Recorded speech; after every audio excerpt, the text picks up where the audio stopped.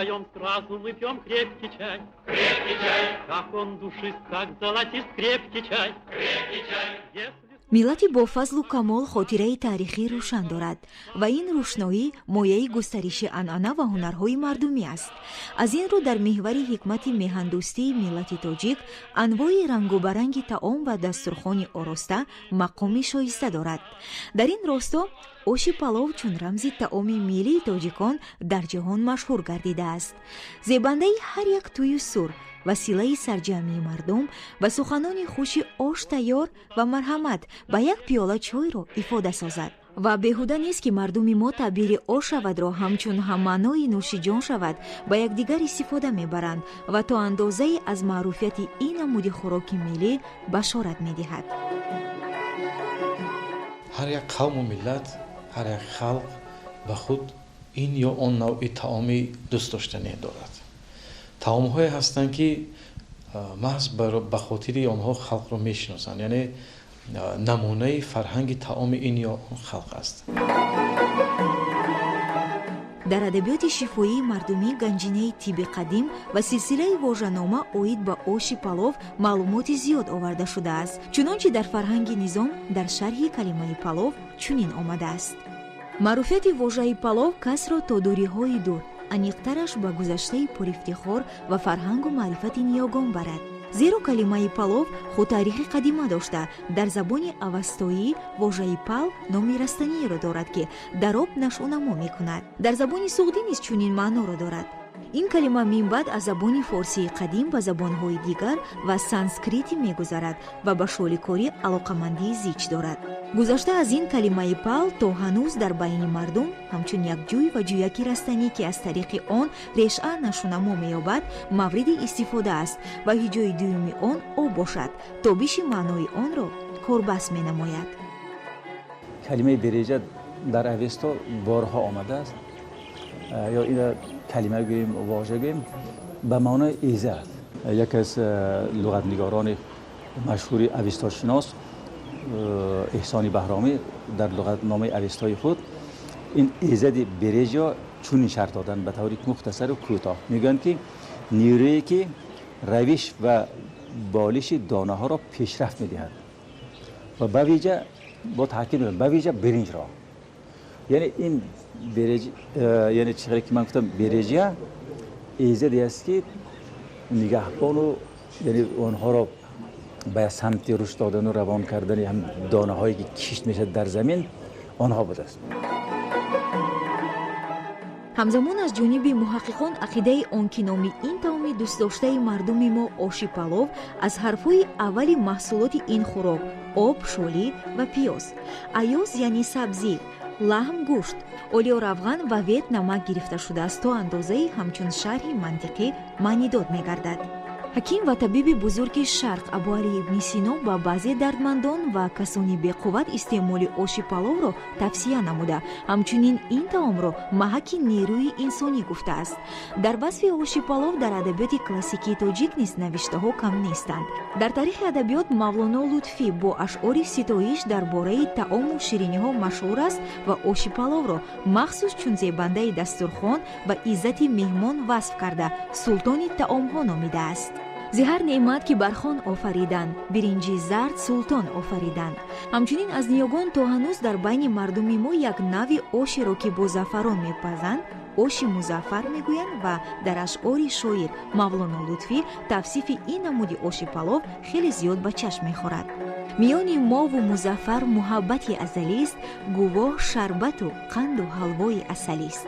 дар байни намояндагони адабиёт шарҳу тавсифи таомҳои миллӣ дар назм ҳамеша роиҷ буд ва қори раҳматуллоҳи возеҳӣ дар таскираи хони неъмат оши палавро як василаи намоиши ҳунари хӯрокпазӣ дар ин замина зиёд гардидани намуди он ва ҳамчун моилкунандаи ҳамтабақон ба суҳбати гуворон тасвир кардааст.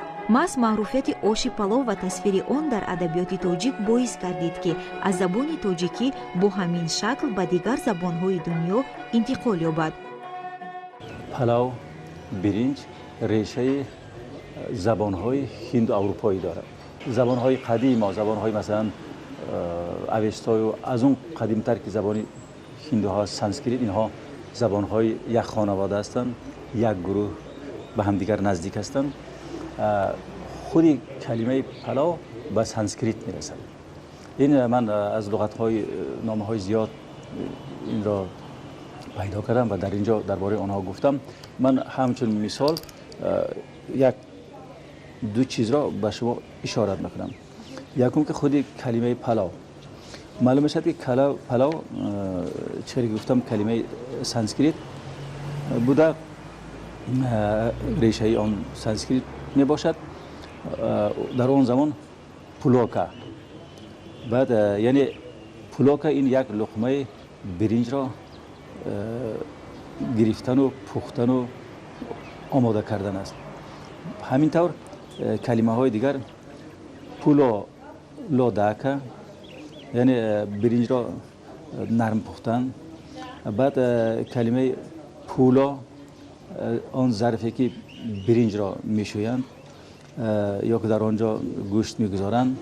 بعد به زبان هندی بعد سانسکریت پلوآ پالوآ اینها ظرفی برنجی که پخته می شود.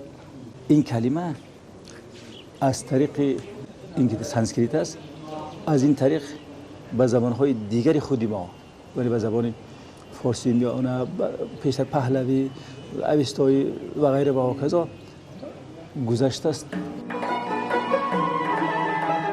ҳоло дар забони озарӣ ин таоми тоҷикон оши палавро плов, гурҷию арманиҳо пилав, бо қазоқӣ палау, муғулӣ пилав ва туркӣ пилав мегӯянд. ба забони русӣ бошад ба ҳудуди ҷуғрофӣ агар шакли талаффузи он то андозаи гуногун бошад ҳам хеле шакли маъмули он калимаи плов мебошад. вале муҳим он аст ки ин таоми миллӣ ҳамеша хусусияти муаррифкунандаи анъанаи тоҷикон мебошад ва ин фарҳанги паловпазию паловхӯрӣ дар худ ифодаи сарҷамъию якдигарфаҳмӣ ва некдилиро дорад.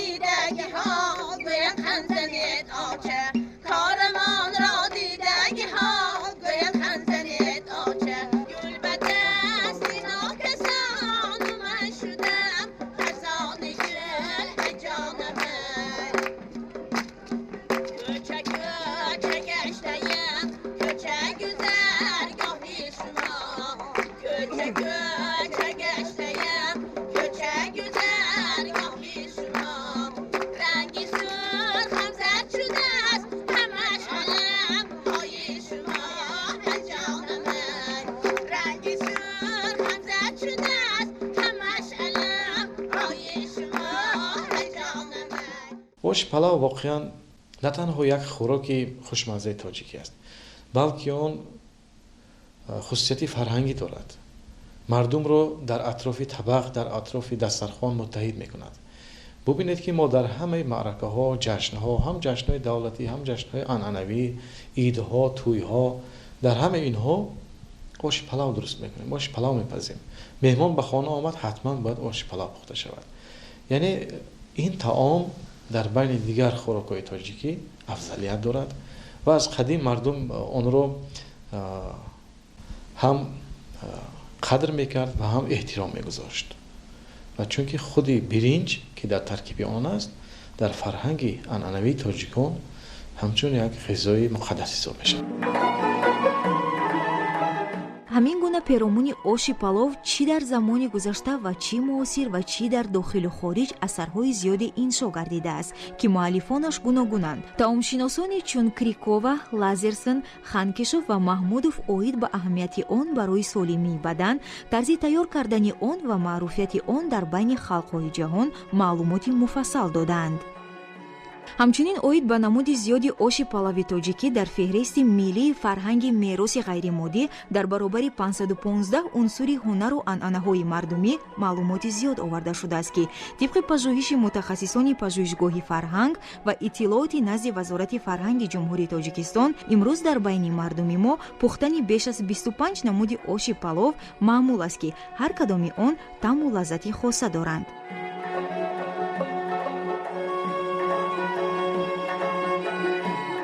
ай боло ов меоя, бӯи палов меоя, хонара ҷору занин, меҳмони нав меоя. яъне ин чи аст? ин ҳам аз он далолат мекунад ки яъне агар хӯрокҳои дигарам пазед, палавро фаромӯш накунед. яъне палав хӯроки асосӣ аст. дигар як чизи дигарро гӯям ки ҳатто дар байни мардум баъзе чистонҳо ҳаст ки марбут ба палав аст. ман якиро ба шумо мегӯям. мегӯянд ки аз кӯҳ баромад гушна, ба як гушна 5 чумча, ба 5 чумча 100 нахӯд, 100 нахӯда як кас хӯрд. яъне ҷолиб шавед, ба як гушна 5 чумча, ба 5 панҷа палавро ҳозирам пешку ҳамеша бо даст мехӯрдан, бо панҷа мехӯрдан. яъне ба 5 чумча 100 нахӯрд. палав пухту, اونجا گوشت است، دیگر است که مثل نخود یک پور می شود. اکنون 100 گفتن هم تو مقداری یعنی شایران گفته است که 100 نخود را یک کس خورد. یعنی پلاو را یک کس چکار میکند میخورد. یا که یک چیستان دیگری هست در بین مردم مشهور است، بی بی سفیدی با لذت، چرت ندادی از جزت، مشتی زنم به خیرمنت، فردا که خیرمنت پزد. این جواب این روغن دنبه و پلاو. روغن دنبه چیکار که پلاو میدن وقت جزده که زیربگ میپزن، منظورش هم زیربگ رو گرفته چیستان ساختن.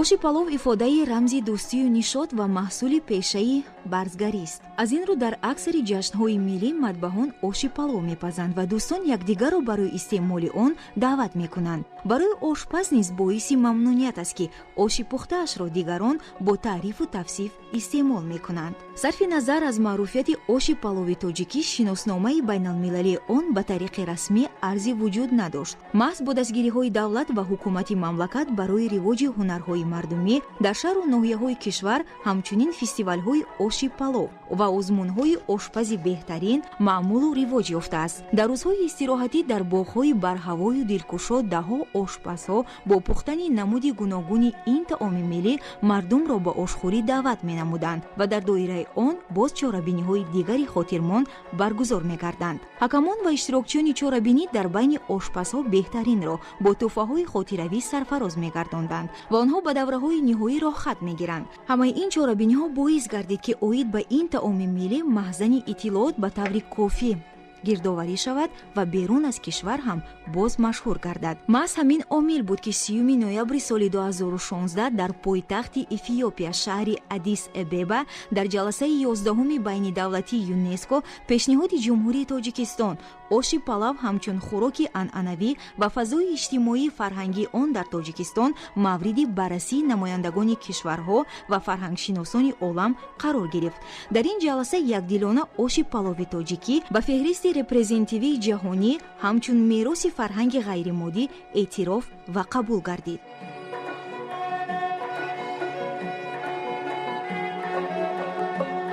мувофиқи ҳамон номинатсие ки мо омода кардем, дар он ҷо як бахши махсус аст дар бораи оянда ё имрӯзҳо чӣ чораҳо аз ҷониби ҳукумат, аз ҷониби худи мардум дар бораи ҳамин намунаи фарҳанг андешида мешавад. ва дар он ҷо мо бо ифтихор қайд кардем ки ҷумҳурии Тоҷикистон ҳамасола фестивали оши палавро баргузор мекунад. ҳар гуна ҷашнҳои махсус ки ба хӯрокҳои миллӣ иртибот доранд, намоишҳо баргузор мешаванд. ва мо нисбатан ду фестивали бузургро то ба имрӯз шоҳид ҳастем ки яке аллакай анъана ҳаст дар душанбе мегузарад ва дуюме дар хуҷанд. дар дигар шаҳру навоҳии кишвар ҳам ҳастанд, аммо онҳо албатта дар миқёси маҳаллӣ, дар миқёси ноҳияҳо мебошанд. ва ин фестивалҳое ки баргузор мешаванд на танҳо барои як нав муаррифӣ, як нав таблиғ, балки барои эҳё кардани фарҳанги хӯрокпазии тоҷикон, барои таҳкими ҳуввият, худшиносӣ. вақте ки мо худшиносӣ мегӯем, ҳуввият мегӯем, ҳуввият ва худшиносӣ тавассути намунаҳои фарҳангӣ, тавассути арзишҳои миллӣ ба вуҷуд меоянд. яъне шахсият дар ҷомеа зиндагӣ карда, дар як хоку дар як кишвар зиндагӣ карда, арзишҳои миллии онҷоро ҳамчун арзишҳои ватани худ, миллати худ мешиносад. ва оши палав ҳам аз нигоҳи фарҳангӣ яке аз унсурҳои ҳамин созандаи ҳувияту ваҳдат аст. оши палови тоҷикӣ кунун на фақат дар тоҷикистон маъруф аст, балки ҳамчун як таоми миллии машҳур акнун дар рӯйхати ошхона ва тарабхонаҳои аксари кишварҳои ҷаҳон ворид мегардад. аз ҳама муҳим, ин таом ҳамеша ҳамрадифи зиндагии мардум буда, маънои он ҳамчун тобиши обу растанӣ беш аз 5000 сол пеш дар Авесто дарҷ ёфтааст ва имрӯз на фақат дар оташдони кошонаи мардум маҳфуз мондааст, балки сайри таърихии он дар сатҳи ҷаҳонӣ бо муаррифии фарҳангу ҳунари миллии тоҷик бо шукӯҳу шаҳомати хоса ба ҷилва омадааст.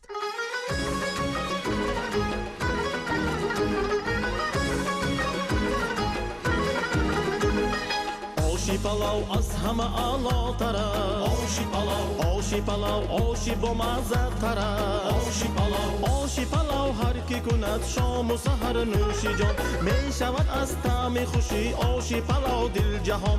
оши дилҷӯи ман, оши хушбӯи ман, гар хӯри оши палав ҷони ман, завқ кунӣ нав ба нав ҷони ман.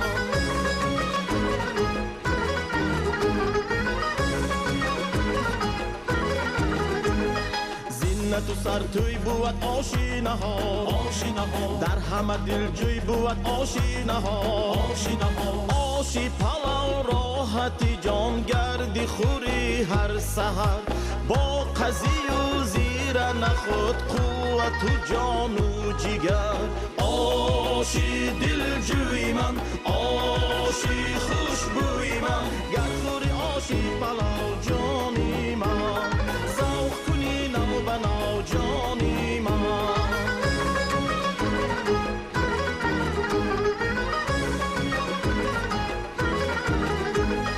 тӯю сурур ҷашни иди нав ба нав, сар шавад аз пухтани оши палав, оши палав, фасли баҳору ба диёр омаданаву зинав, дек қатор кардаю мо мепазем оши палав. оши дилҷӯи ман, оши хушбӯи ман, гар хӯри оши палав ҷони ман, завқ кунӣ нав ба нав ҷони ман.